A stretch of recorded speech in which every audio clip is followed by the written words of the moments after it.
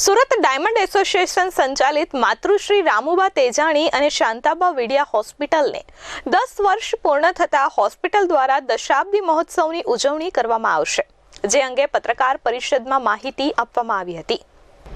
આ અંગે પત્રકાર પરિષદમાં જણાવવામાં આવ્યું હતું કે તારીખ 22 મે 2014ના રોજ માતૃશ્રી રામુબા તેજાણી અને શાંતાબા વિડિયા હોસ્પિટલની સ્થાપના થઈ હતી।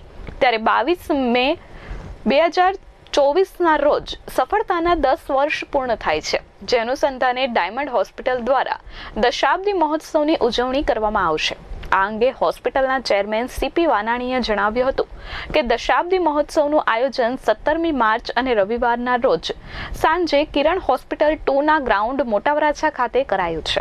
આ કાર્યક્રમમાં 5000થી વધુ લોકોને આમંત્રિત કરવામાં આવ્યા છે। વધુમાં તેમણે જણાવ્યું હતું કે દશાબ્દી મહોત્સવની ઉજવણીના પ્રસંગે 400 દીકરીઓને 1 લાખ રૂપિયાના બોન્ડ વિતરણ કરવામાં આવશે।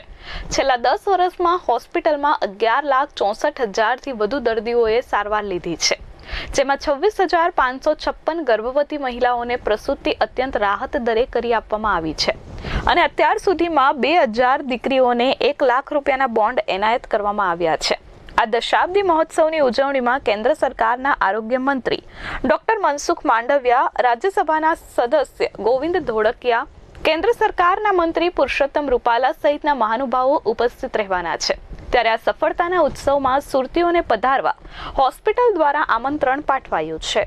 સુરત ડાયમંડ એસોસિએશન દ્વારા આરોગ્ય સમિતિનું નિર્માણ કરવામાં આવેલું અને આ સમિતિ દ્વારા 10 વર્ષ પહેલાં વરાછા વિસ્તારની અંદર Surat diamond association hospital start કરવામાં આવેલી। આજે સુરત ડાયમંડ હોસ્પિટલના 10 વર્ષ પરિપૂર્ણ થાય છે। એમના દશાબ્દી મહોત્સવની ઉજવણીના ભાગરૂપે તારીખ 17/3/2024 રવિવારના રોજ મોટા વરાછાની અંદર કિરણ 2 હોસ્પિટલ માટે સરકાર દ્વારા ફાળવવામાં આવેલા પ્લોટ ઉપર આ ઉજવણીનો કાર્યક્રમ રાખવામાં આવ્યો છે।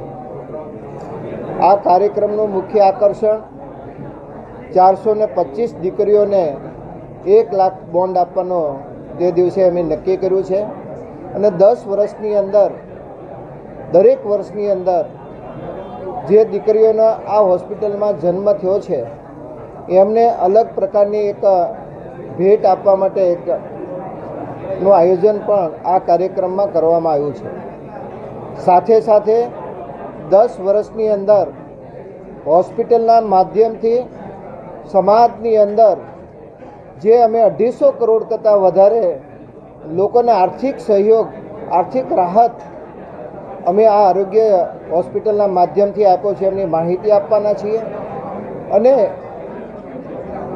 વિશેષ બાબત તો એ છે કે આ હોસ્પિટલની અંદર અલગ અલગ ડિપાર્ટમેન્ટની અંદર જે સેવાઓ અમે આપી રહ્યા છીએ એમાં ખાસ કરીને દીકરીનો જન્મ થાય તો અમે 1 પણ રૂપિયો ચાર્જ લેતા નથી અને સિઝેરિયનની અંદર પણ 5000 રૂપિયા અમારો ચાર્જ ફિક્સ છે અને એમાં પણ જો દીકરીનો જન્મ થાય તો 1800 રૂપિયા લેસ કરી અને 3200 રૂપિયા ચાર્જ વસૂલ કરીએ છીએ। પરંતુ આ હોસ્પિટલની અંદર બીજી દીકરીનો જન્મ થાય તો આ તમામ દીકરીઓને અત્યાર સુધીમાં 2000 પછી પહેલાં બોન્ડ આપી ચૂક્યા છીએ, એટલે ટોટલ 2500 કરતાં વધારે 1 લાખના બોન્ડ આ હોસ્પિટલની માધ્યમથી અમે દીકરીઓને સુપ્રત કર્યા છે। આવતા દિવસોની અંદર કિરણ 2 હોસ્પિટલના નિર્માણ માટેની પણ લોકો સુધી કે આ હોસ્પિટલની અંદર કઈ પ્રકારની સેવાઓ આપવામાં આવશે એની માહિતી પણ અમે ત્યાં આપવાના છીએ।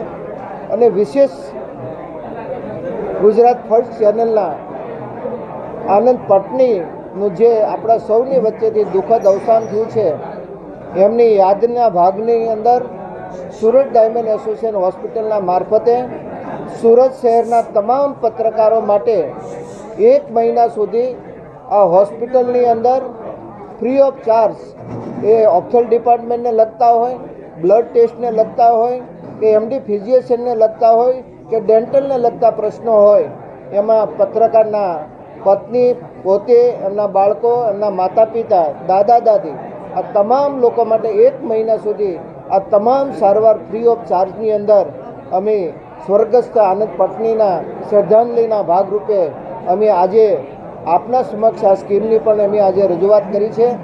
એમનો અમને એ માટે આનંદ છે કે આપ આપના જીવનની અંદર હર હંમેશા ભાગદોડની અંદર દોડતા રહેતા હો છો અને આપનું સ્વાસ્થ્ય આપના પરિવાર માટે, સમાજ માટે અને સમાજ સુધી સાચી માહિતી પહોંચાડવા માટે આપ જે ભગીરથ કાર્ય કરી રહ્યા છો એમની સ્વાસ્થ્યની જવાબદારી કંઈક અમે પણ એ ઉપાડીએ એના ભાગરૂપે અમે એક પત્રકારો માટે સ્કીમ પણ આજે અમે ડિક્લેર કરી છે. Bureau report S24 news Surat.